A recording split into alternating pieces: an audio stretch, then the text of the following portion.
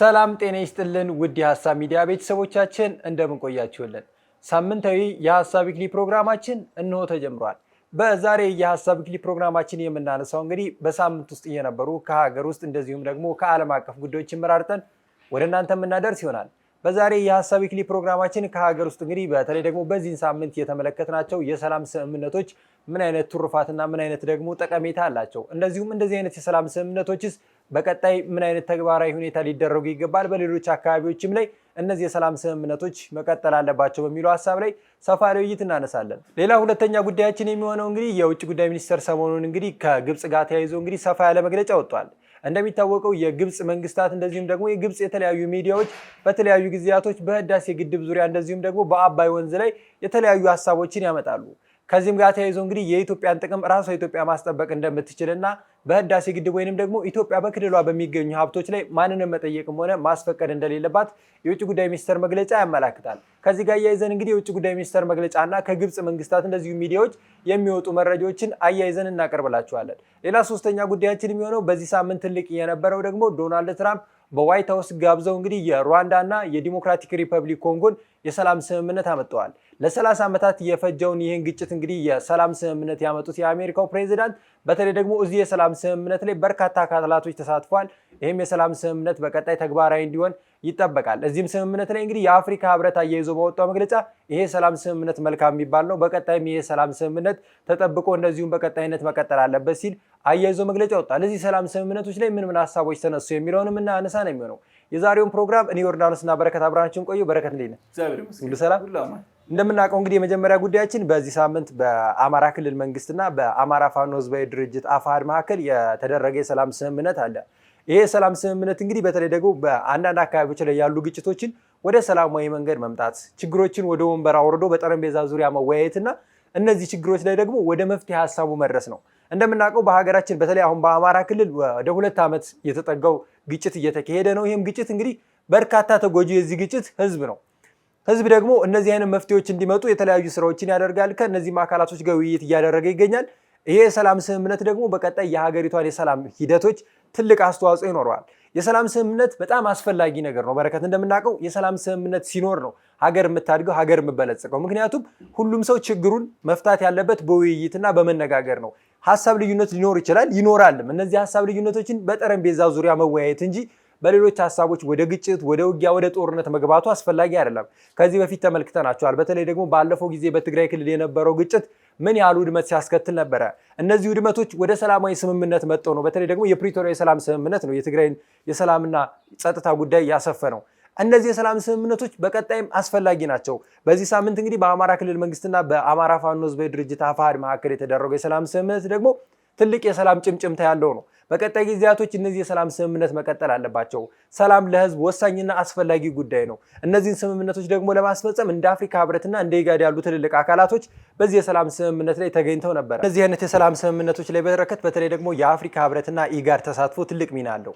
ቅድም እንዳነሳው የፕሪቶሪያን የሰላም ስምምነት አፍሪካ ህብረት በትልቁ የሰላም ስምምነቱን ሲያመጣ ነበረ። እንደምናውቀው የፕሪቶሪያ የሰላም ስምምነት ላይ የአፍሪካ ህብረት ትልቁን ሚና የሚጫወት አካል ነው። እዚህም የሰላም ስምምነት ላይ እንግዲህ የአፍሪካ ህብረትና የኢጋድ ተወካዮች አሉ። በዚህም ስምምነት ላይ እንደ ታዛቢ ሆነው የተቀመጡበትና የሰላም ስምምነቱ ላይ ውይይቶችን ያደረጉ አካላቶች ናቸው።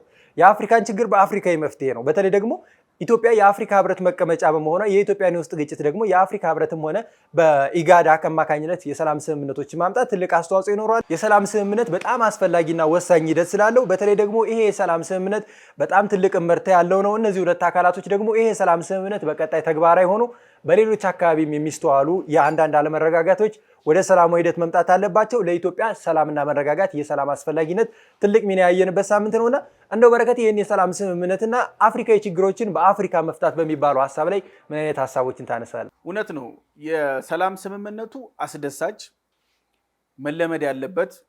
እንደምናውቀው እንደዚህ አይነት የሰላም ስምምነቶች ብዙ ጊዜ ይሞከራሉ፣ ግን አዳጋችም አታካችም ናቸው። ለምሳሌ በሰሜን የነበረውን ጦርነት ያቆመው ፕሪቶሪያ ነው። እንዲሁም እንደዚህ አይነት ሙከራዎች ደግሞ በኦሮሚያም ተደርገዋል። አሁን ደግሞ በአማራም እየተደረጉ ነው። ትልቅ ግን ትኩረት መሰጠት ያለበት ዋናው ነገር የሚያደርሰው ማህበራዊ ተጽዕኖ ነው መታየት ያለበት። ምክንያቱም በነዚህ እዚህም እዛም በሚቀጣጠሉ ጦርነቶች ህዝብ እየተጎዳ ነው፣ ህዝብ እያለቀ ነው፣ ወጥቶ መግባት እየተቸገረ ነው ያለው። በየትኛውም የኢትዮጵያ ክልል ላይ የሚነሳ ጦርነት ህዝቡን ነው የሚያደቀው፣ ማንም ይሁን ማን። ይሄ መጀመሪያው ነው። ምናልባትም በሰሜኑ ጦርነት ብቻ ምን ያህል እህቶቻችን ተደፍረዋል፣ ምን ያክል የስነ ልቦና ቀውስ ደርሷል፣ ምን ያክል ለውርጃ ላልተፈለገ ሌሎች በሽታ እርግዝና ተዳርገዋል። ይሄ ነው መጠናት ያለበት። ትልቁ ማህበረሰባዊ ውድቀት ውስጥ የሚከተን ይሄ ነው። ጦርነቱ የሆነ አካል ተኩሶ የሆነ አካል ወድቆ አይደለም። ይሄ ነው ያልታየው ፓርት። መታየት ያለበት ይሄ ነው። እዚህም እዛም በሚለኩሱ ጦርነቶች ንጹሃን ምስኪን እናቶች፣ ህፃናት ነው የሚያልቁበት። ትውልድ ጄኔሬሽን ነው የሚቆመው፣ ትምህርት ነው የሚቆመው። እንደ ልብ ሰርቶ መውጣት መግባት፣ ትንንሽ በሽታዎች መታከም መዳን የሚችሉ ሳይችሉ ይቀራሉ፣ ይሞታሉ፣ ያልፋሉ። ስለዚህ እንደዚህ አይነት የሰላም ስምምነቶች አጥብቀን የምንሻው በመሻት ብቻ ደግሞ የምናመጣው አይደለም። በትጋት እንዲሁም ለመሸነፍ በፍቅር ስር ለመገዛት መውደቅ ያስፈልጋል። በነገራችን ላይ ብዙ ተዋናዮች አሉ። አብዛኛው እንደዚህ አይነት ጦርነቶች ሲካሄዱ የውጭ ኃይሎች አሉ፣ ዋልታረገጥ አስተሳሰብ ያላቸው ኃይሎች አሉ፣ በገንዘብ የሚረዱ፣ በፖለቲካ የሚረዱ፣ በብዙ አይነት ኢንፎርሜሽንም ጭምር የሚረዱ፣ ፕሮፓጋንዳውን ፕሮፓጌት እያደረጉ የሚውሉ የሚያድሩ አሉ። ግን መታሰብ ያለበት ቢዮንድ the war ምን ያክል እህት ወንድሞቻችን አለቁ። መንግስትም ህዝቤ የሚለው እነሱም የምንዋጋለት የሚሉት በየትኛውም አቅጣጫ ያሉት ምን ያክል ረገፉብን፣ ምን ያክሉ ተደፈሩ፣ ምን ያክል ቁርሾን ያስቀመጥ ነው። ይሄ ነው መታየት ያለበት። ምክንያቱም ሰላም ዋጋው ቀላል አይደለም፣ አፍ ላይ እንደመቅለሉ አይደለም። ሰላም ትልቅ ነው፣ አስፈላጊ ነው። ተመልክተናል። አንዳንድ ሀገሮች ከ3 ከ4 ከ5 ዓመታት በላይ ተዋግተው መጨረሻ ላይ ምንድን ነው የሆነው? ስምምነት ነው። የትኛውም ጦርነት መጨረሻው ስምምነት እየሆነ ነው። ስለዚህ ጊዜ መፍጀት ዋጋ ያስከፍላል። ለምሳሌ በሁለቱም ወገኖች ላይ ብንመለከት፣ በመከላከያም በዛም በኩል ብንመለከት ወንድም ለወንድም ነው እየወደቀ ያለው። ይህ ተቀባይነት የለውም። ለዳር ድንበር ሉዓላዊነት ለማስከበር አይደለም እየተደረገ ያለው። ይሄ የፖለቲካ ሐሳቤ ነው። ስለዚህ እንደዚህ አይነት ነገሮች ወደ ሰላም መምጣታቸው መደገፍ አለበት። በሁለተኝነት የህብረተሰቡን በዚህ ልክ ካነሳን ተዋጊዎቹ መማር ነበረባቸው፣ ስራ መስራት ነበረባቸው። ህልም አላቸው፣ ዓላማ አላቸው። ለሀገር፣ ለወገን፣ ለአፍሪካ፣ ለዓለም የሚበቃ ዕውቀት፣ አቅም፣ ጥበብ ነው እየከሰመ ያለው በየጫካው። ስለዚህ ኢትዮጵያ ይሄንን ነው እያዳነች ያለችው። በምንም ይሁን በምንም ጦርነት አማራጭ ሊሆን አይችልም። በነገራችን ላይ የድርድር በሮች ሲዘጉ የጦርነት በሮች ይከፈታሉ። ኢትዮጵያ ከዚህ በኋላ ይሄ መንገድ አዋጭ ነው፣ ከፕሪቶሪያ ጀምሮ እየተመለከትነው ነው።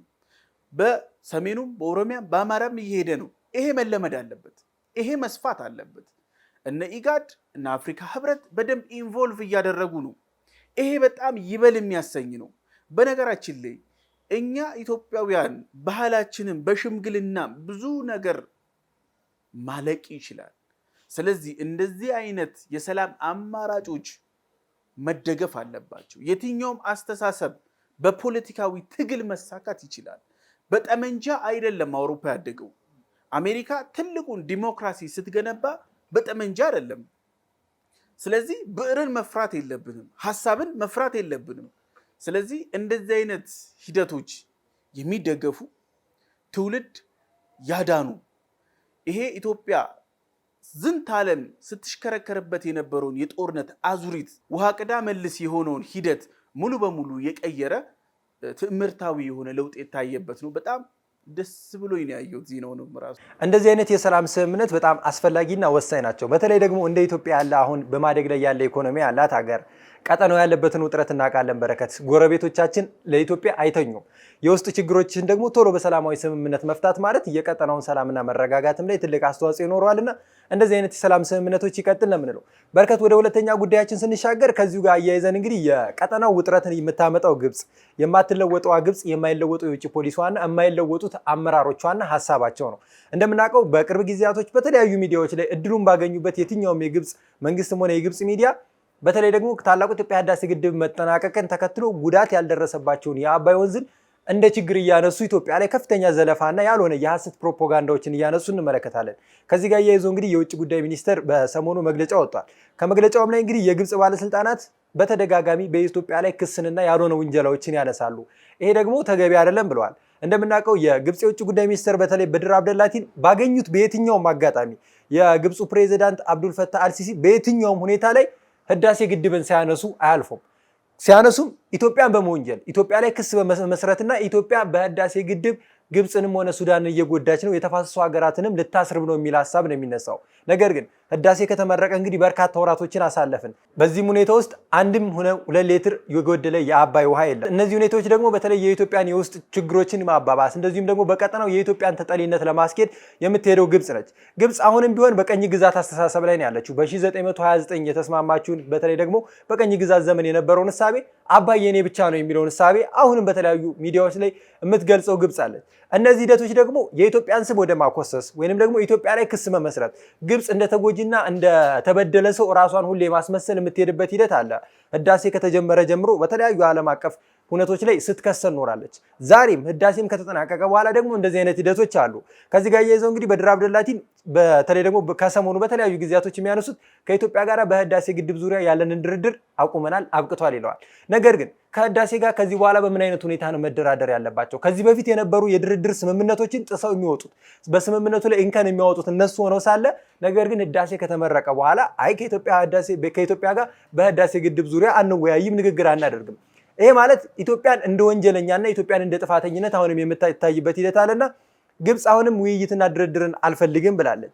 ይሄ ደግሞ ከኢትዮጵያ በኩል በተለያዩ ጊዜያቶች በአባይ ወንዝ በጋራ መልማት፣ በጋራ መጠቀም፣ በጋራ ማደግ ነው።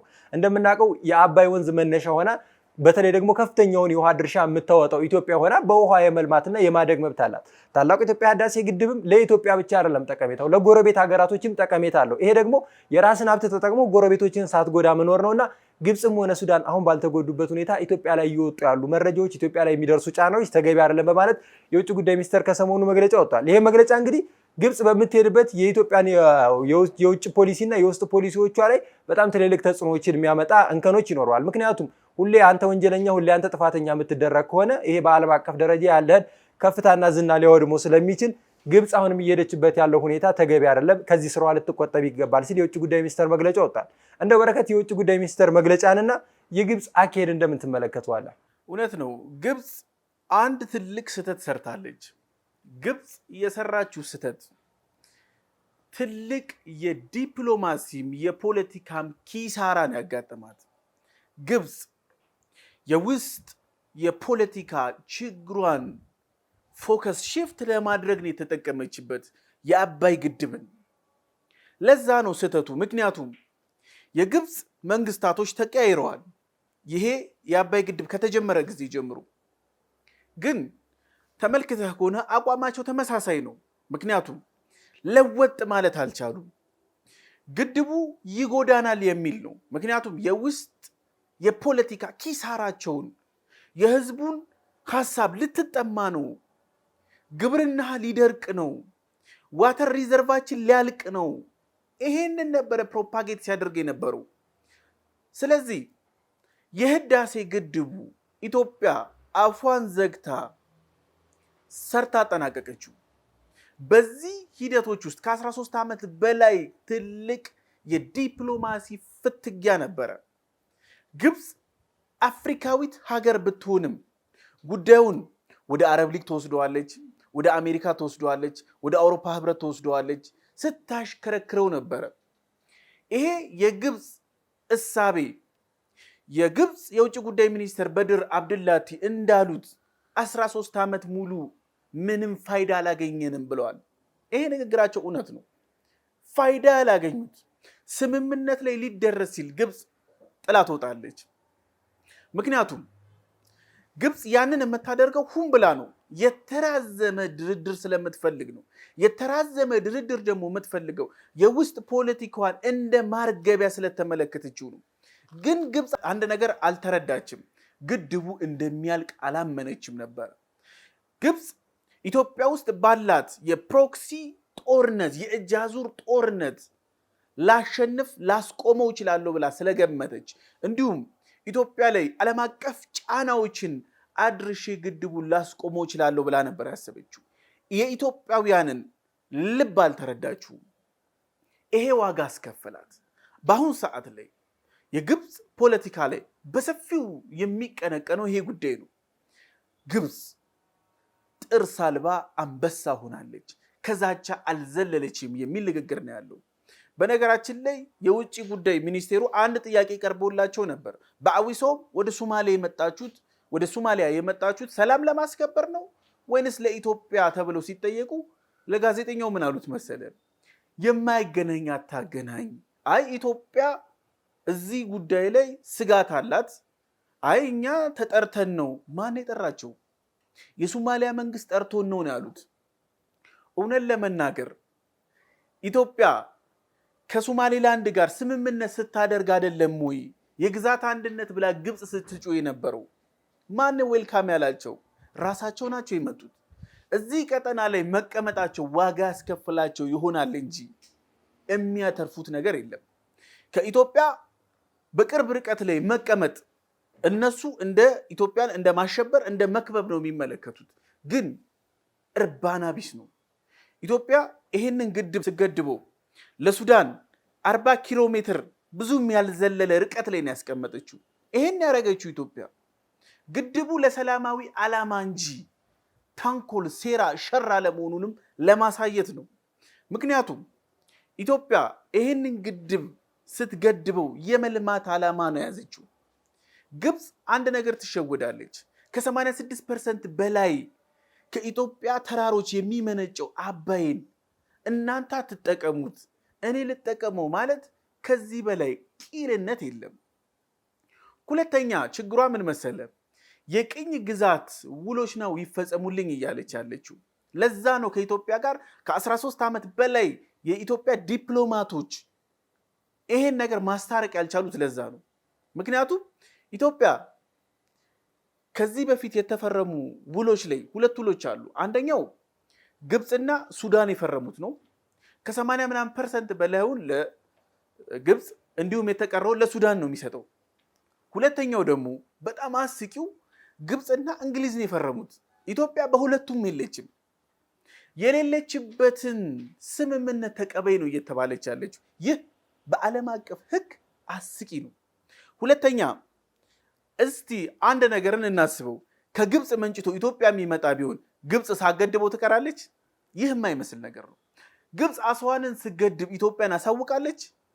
ግብፅ አሁን የምትሰራው በ50 ቢሊዮን ዶላር የበጀት ችለት ስማርት ሲቲ ሲገነባ ከናይል ወደዛ ውሃ ይሄዳል አሳውቃናለች? ዩሲ አጉል ብልጣብልጥነት የታየበት ነበረ። ይሄ የከሳሽ መንፈስ ተራ ነገር አይደለም። የግብፃውያን መንግስታቶች ለብዙ ዓመታት ሲጠቀሙበት የነበረ ነው። ግብፅ በድር አብድላቲ በአሁኑ ንግግራቸው ምን ብለዋል? እኛ በሰላማዊም መንገድም ካልሆነም የትኛውንም አማራጭ ተጠቅመን የውሃ ሉዓላዊነታችንን እናረጋግጣለን ብለዋል። በነገራችን ላይ ይሞክሩት። ግብጾች ኢትዮጵያ መተን ልናሸንፍ እንችላለን ካሉ አስቂ ነው። ታሪካቸውን ወደኋላ ማየት ይችላሉ። ከ2 ከ3 በላይ የጉራና የጉንደትን ጦርነት ተዋርደው የተሸነፉበት ነው። ይሄ ጂኦግራፊካል አቀማመጣችን ራሱ ለኛ አድቫንቴጅ ነው የሚሰጠን። ስለዚህ ግብፃውያን ምንም ሊፈይዱ አይችሉም፣ ግን አንድ ነገር መፈየድ ይችላሉ። ሪጂናል ኢንቴግሬሽን ማድረግ ይችላሉ።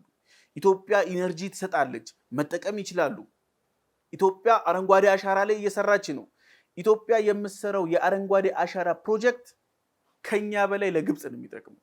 ምክንያቱም አካባቢው ላይ ያለውን የዚህ ተራራማ ቦታ ኢንቫይሮንመንት ከግሽ አባይ ጀምሮ ያለውን ስታስተካክለው የውሃ መጠን ይጨምራል፣ የትነት መጠን ይቀንሳል። ይሄ ደግሞ በደንብ ውሃ ሰስተነብል ሆኖ እንዲያገኙ ያደርጋቸዋል። ግብፅ ብልጥ ብትሆን የአረንጓዴ አሻራ ፕሮጀክቶችን መርዳት፣ ሁለተኛ ኢትዮጵያ የምታደርገውን ውሃ ላይ ምርምሮች አብራ ብትሰራ የግብፅ የውሃ ደህንነት መረጋገጥ ይችላል። ይሄ ሁም ተብሎ የተሰራ አላዋቂ ሳሚ የሆነ እንቅስቃሴዋ ግብፅን ዋጋ ያስከፍላታል። ምናልባትም የዚህ የቀኝ ግዛት ርዝራዥ አስተሳሰብ ነው ይሄ ግብፃውያንን የያዛቸው። ግብፃውያን በቀኝ ግዛት ዘመን የጥጥ እርሻ ነበረ፣ ትልልቅ የጥጥ እርሻዎች እነሱ የነ እንግሊዝ ናቸው። ያ የጥጥ እርሻ እንዳይቆም ሲባል የተፈረሙ ውሎች፣ ያ የጥጥ እርሻ ግብፃውያን ሳይሆኑ እንግሊዛውያን እንዲዳልቡበት የተደረገው ሂደትን ለማስቀጠል የተደረገው። ግን ግብፅ አንድ ነገር ማድረግ አለባት።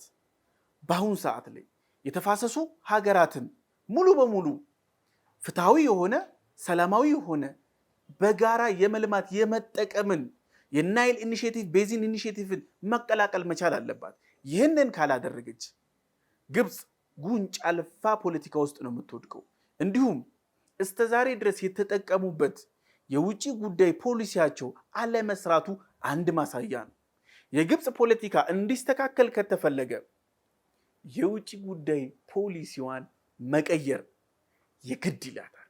ይህን ግን ካላደረጉ ራሳቸውን ያሳደጉት እባብ ራሳቸውን ነው የሚበላ። ግብፅ ያለ አባይ መኖር አትችልም፣ ስለዚህ ኢትዮጵያ አባይን መገደብ አትችልም የሚለውን ሀሳብ ብቻ ነው። የኢትዮጵያን የመልማት የማደግ በውሃዋ የመጠቀምና በውሃዋ ደግሞ ሀብት የማካበት መብቷን ሙሉ ለሙሉ ፉርሽ ያደረገ ነው። ይሄ ስምምነት ደግሞ ስምምነት ላይ ስትጠቀም ሁለቱንም ሀገራት ተጠቃሚ በሚያደርግ መልኩ ነው። ነገር ግን ግብፅ ያንን ሀሳብ ይዛ ስትመጣ አልነበረም። ላለፉት 13 ዓመታትም እነዚህ አይነት ድርድሮች ውድቅ ሲሆኑ የነበሩበት ሂደቶች እነዚህ ናቸው። ምክንያቱም ግብፅ በእነዚህ ስምምነቶች ላይ ስምምነቱን ጥሳ የምትወጣው አይ በዚህ ወንዝ ላይ እኮ ቢያንስ ኢትዮጵያ ግማሹን ማለት የተጠቃሚነት ሂደቱን በጋራ በሚያመጣጥን ሁኔታ እንጠቀም ሲባል አይ ሙሉ ለሙሉ እኔ ተጠቃሚ በሚለው ሀሳቦች ላይ ብቻ ነበረ እነዚህን አይነት አጀንዳዎች የምታነሳው። ሌላው አባይ መገደቡ ግብፅ ከአባይ ውሃ ብቻ አይደለም ነበረ ስትጠቀም የነበረው የኢትዮጵያን ለም አፈር የግብፅ በረሃን አሁን ላይ እንደዚህ አይነት ልምላሜና እንደዚህ አይነት እድገት እንዲይዝ ያደረገውን አፈሯን ነው። ይሄ አፈሯ ቀረ ማለት አባይ ውሃው ብቻ ግብፅን ይጠቅማታል ማለት አይደለም። ልማቶቿ ላይ ትልቅ ጉዳት ያደርሰዋልና እነዚህ ሂደቶች እንዳይቀሩባት የምትፈልገው ግብፅ ነች። ሌላው በድር አብደላቲ እንግዲህ በሰሞኑ ንግግራቸው ላይ እንዳሉት ከሆነ እነዚህ አይነት ሂደቶች የማይፈቱ ከሆነ የራሳችንን እርምጃ እንወስዳለን ሲሉ ነበረ።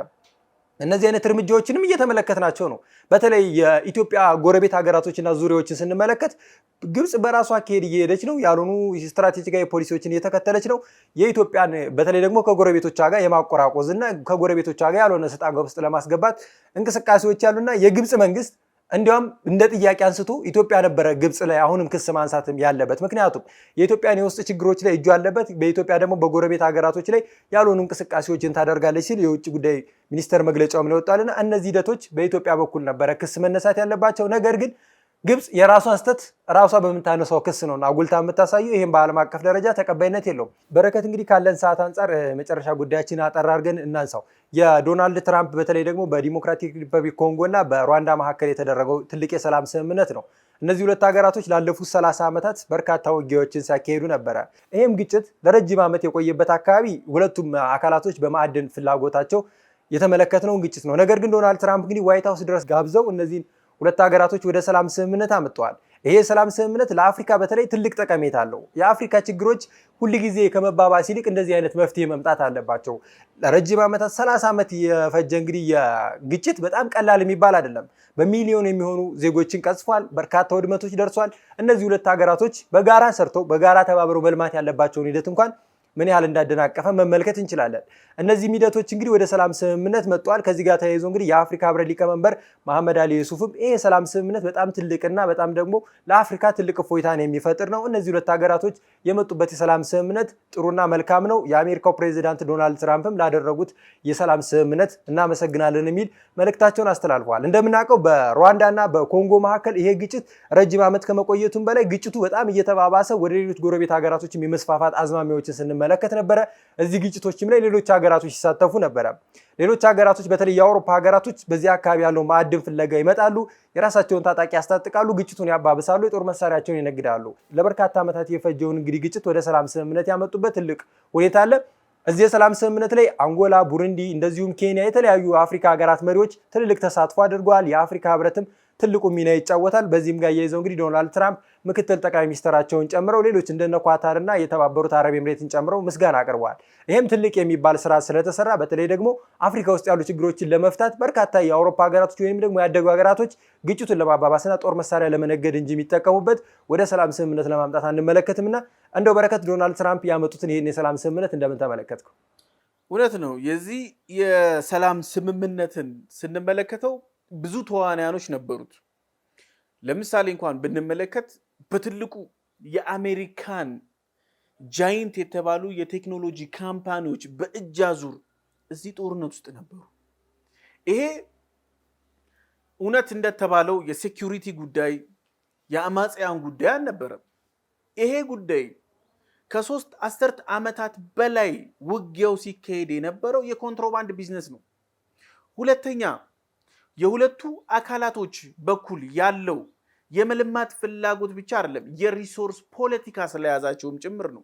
ሬር ኤርዝ ሚነራል ነው ይህንን ፍጅት ሲያፋፍመው የነበረው። በኮንጎ የሚገኘው ብዙ ማዕድናት በአሁኑ ሰዓት ላይ የምንጠቀመው ስልኮቻችን፣ ላፕቶፖቻችን፣ የኤሌክትሪክ መኪኖች፣ ኮባልት፣ ሊቲየም እያንዳንዱ የዓለማችንን ከ74% በላይ ሪዘርቭ የሚይዝ ነው። ይሄ ቦታ በጣም ሪች የተባለ ኤሪያ ነው። ጨዋታው ይሄ ነው። ቁም ነገሩ ይሄ ነው። ግን ይሄ የሰላም ስምምነት ቢያንስ ከ4 ጊዜ በላይ ተሞክሯል። አብዛኞቹ ውድቅ ሆነዋል። አንደኛው ፕሮሰስ ላይ ነበር፣ አንደኛው አሁንም ሂደት ላይ ነበረ። የዶናልድ ጄ ትራምፕ ሂደት አሁን ቅርብ ጊዜ የተጀመረ ነው። እውነት ለመናገር ይሄ ጦርነት ለምንድን ነው እስከዛሬ መፈታት ያልቻለው? ከ4 ጊዜ በላይ የሰላም ስምምነቶች ቢሞከሩ የፊት ለፊት ገጽ ለገጽ ምክክሮችም ንግግሮችም ተካሂደው ነበር። ለምን አልተፈታም? ጨዋታው የፕሮክሲ ዋር ስለነበር ነው። በነገራችን ላይ የእጅ አዙር ጦርነት ላኪውን ካላገኘው ተላላኪውን ምንም ብታስማማው ዋጋ የለውም። አሁን ላይ የተሻለ የተባለው ይሄኛው ነው። ላኪውም ተቀባዩም ጭምር የተገኙበት ስለሆነ ነው። እንዲሁም ይሄ ስምምነት ይበል የሚባል ነው። ምክንያቱም በዚህ በሁለቱ ጦርነቶች የተሰደዱት ሰዎች ድፍን አንድ ሀገር ሙሉ ህዝብ ነው የተሰደደው። ይህ ቀላል ቁጥር አይደለም። ይሄ ትልቅ የተባለ ውድመት ያስተናገደ ነበረ። እንዲሁም አሁን በሁለቱ ሀገሮች ያለውን ኢንተረስት የኮንፍሊክት ኢንተረስታቸውን ሙሉ በሙሉ በማጥናት ሪጂናል ኢንቴግሬሽን ላይ እንዲሰራ ፊርማው አንደኛው ይሄኛው ነው። ሁለተኛው አሜሪካ እያለ ጥቅም አትሄድም። አሜሪካ የትኛውም ጦርነትን ከጀመረች ወይ ነዳጅ ወይ ወርቅ አለ ወይ ደግሞ የሆነ ሪሶርስ አለ። የትኛውንም ስምምነት በሰላም ስምምነት ልትቋጭም ካሰበች አሁንም ትኩረቷ ልቧ የቀለጠበት ወይ ነዳጅ ወይ ወርቅ ሌላ አስፈላጊ የተባሉ ሚነራሎች አሉ። በዚህ የሰላም ሂደት ውስጥ አሜሪካ ያለ ጥቅም አይደለም የሄደችው። አሜሪካ እነዚህን ሁለት አካላቶች ስታፈራርም የአሜሪካን ካምፓኒዎች የመጀመሪያውን ፕራዮሪቲ እንዲይዙ ነው ያስፈረመችው። ይህ ማለት በሁለቱም ሀገራት በኮንጎም አብዛኛው በኮንጎ ስለሚገኝ የትኛው ማዕድን ላይ አሜሪካውያን የበላይነቱን እንዲይዙ ተፈርሟል። ያ ማለት በሌላ ቋንቋ አሜሪካ ኮሎናይዜሽን ላይ እየሰራች ነው ማለት ነው። ይህ ነው ሲስተሙ። በእርግጥ አንድ ነገር አለ። እየተገደልክ እየተገዳደልክ ከምታጣው እየተጠቀምክ ቢሄድ ይሻላል። ይህ እንደ አማራጭ ነው። እንዲሁም የዶናልድ ጄ ትራምፕ የሰላም ሰውነትን ለማሳየት ሞክረዋል። በነገራችን ላይ ፊፋንም የፒስ ፕራይስ ተመልክተዋል ዛሬ ማታ የወሰዱትን። በነገራችን ላይ ትራምፕ በጣም የኖቤል ጥማታቸው እንዳቃጠላቸው ነው የሚያሳየው። በጣም የሰላም ሰው ለመሆን ይሞክራሉ። የትላንትናው ንግግራቸውን ተመልክተህ ከሆነ ስለ ኮንጎ ኤም23 ስለ ማስፈታት ራሳቸውን እንደ ሰላም ሰው ሲመለከቱ ነበረ። ቬንዙዌላን ማን ይመልከት? አሁን ቬንዙዌላን ለማፍረስ የሀገር ሉዓላዊነትን ለማጣስ እየሄዱ ናቸው። ዶናልድ ጄ ትራምፕ እንኳን ቬንዙዌላ የኢትዮጵያ ህዳሴንም ግድብ ላይ ካልበጠበጥኩ የሚሉ ሰው ናቸው። በእርግጥ የሰላም ስምምነቱ በአፍሪካ ህብረት የተቃኘም ስለነበረ እነ ኳታርም የገቡበት ይሄ የሰላም ስምምነት እውን እንዲሆን ብዙ አካላቶች ዋጋ ከፍለዋል። እንዲሳካ እንፈልጋለን። ግን አሜሪካ የሄደችው ለጥቅሟ ነበር። በዚህ ልክ ነው። ትራምፕ በአንድም በሌላ መልኩ የትኛውም የዓለም አቀፍ ስምምነት ላይ እጃቸው የሚገባው የሆነ ጥቅም ካለ ነው። ግን ነገር ግን ምንድነው የሰላም ስምምነቱን የምንመለከተው እነዚህ አካላቶች ላለፉት 30 ዓመታት ውድመትን አስከትለዋል። ላለፉት 30 ዓመታትም በዚህ ውጊያ መካከል በርካታ ሀብቶቻቸው ተመዝብረዋል። ነገር ግን ቢያንስ አሁን የሰላም ስምምነት ኖሮ ሰላማዊ ሂደት እየኖረ ሀብታቸው ቢያንስ የሚካፈሉበት፣ ነገር ግን በቀጣይ ሂደቶች እኮ እንደነ ቡርኪና ፋሶ ራሳቸውን አቅማቸውን ኃይላቸውን የሚያደራጁ ከሆነ እነዚህን ኃይሎች ከቦታው የማስለቀቅና አይሆንም የሚል ሀሳብ ሊኖራቸው ይችላል። ያው ሰላም ከሁሉም ነገር አስቀዳሚና ዋነኛ ሀሳብ ስለሆነ ነው እንጂ እዚህ አካባቢ ላይ ሁሉም የጥቅም ፍላጎት እንዳለው ይታወቃል። ነገር ግን የሰላም ስምምነቱ በቀጣይ ጊዜያቶች ደግሞ ምን አይነት ሂደቶች ይኖሩታል የሚለውን በቀጣይ ቀን የምንመለከት ነው የሚሆነው። በረከት፣ ለዛሬ የነበረን ፕሮግራም እዚህ ጋር እናብቅ። ያመሰግናል። ውድ ተመልካቾቻችን ለዛሬ የነበረን የሀሳብ ዊክሊ ፕሮግራማችን ይህን ይመስል ነበረ። እናንተም በፕሮግራማችን ላይ ያላችሁን ሀሳብ አስተያየት በታች ባለው የመልእክት መስጫ ሳጥናችን ላይ ብታስቀምጡልን ደስ ይለናል። የሰብስክራይብ ምልክቱን ጫናችሁ ቤተሰባዊነታችሁ አይለየን እያልን በቀጣይ ቀን በሌላ ፕሮግራም እስከምንመለስ ቸር ቆዩን።